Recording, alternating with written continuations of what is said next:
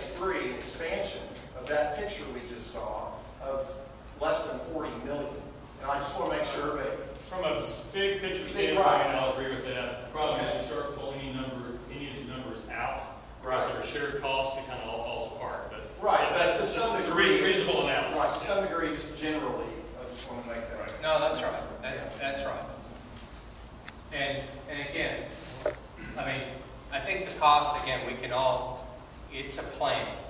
And as Alan said, the architecture, we think there's great concepts there, but it's a plan. It's not, we're not going to etch this in a piece of stone and give it to you all. We are, it's going to be dynamic, and I think the one thing that Alan has preached to the committee that we would preach to you all is it's a flexible plan. It gives you the ability to be flexible as lines come on, as services come on, and as funding becomes available. And I apologize to Anthony. We were going to have him make a few comments about the context and how this thing fit in. And I don't want to put you on the spot. If there's anything we missed that you want to cover, feel free to jump in. He's been a great partner all the way through. Any other comments or questions? Yes, sir, Jeffrey.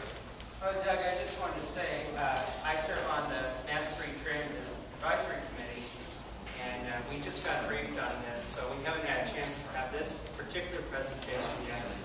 But you as an individual, I'll certainly be advocating for the purchase of this facility. And I just also want to remind people that Amtrak does stop here, so there are passengers that are currently going through this facility. And I don't know if John Godfrey is here, but we got a tour of the building, and he was saying that, you know, the Newton, Kansas proposal of stretching Amtrak to Newton looks very promising. And so, you know, not only why we advocate that we try to obtain the property, but we do some minor upgrades that we wouldn't otherwise, because the experience coming in here at night is gone. Yeah, I mean, it's a beautiful, beautiful building, and you know, it's incredibly Art Deco jewel out of this, but it does need some degree of rehabilitation and update.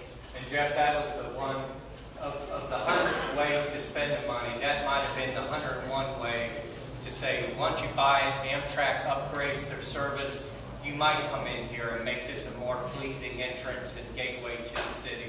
And you could do that well within whatever budget that you have. So that might be money that wouldn't be wasted when it's all said and done. That's a great idea. Any other comments before we close? We appreciate you all being here on a hot June evening. Thank you, Jerry, for getting this together for us and making sure the air conditioning works. Thank you, ODOT, if anybody's here, for allowing us to do it. So, Doug. Yeah, thank you all very much. We would still like to appreciate your comments. We have comment forms out front for those that feel inclined to respond or comment in that way. I would like to recognize Councilwoman May Sawyer and Councilmember Shadid. I was going to say Shadid. Shadid Ned.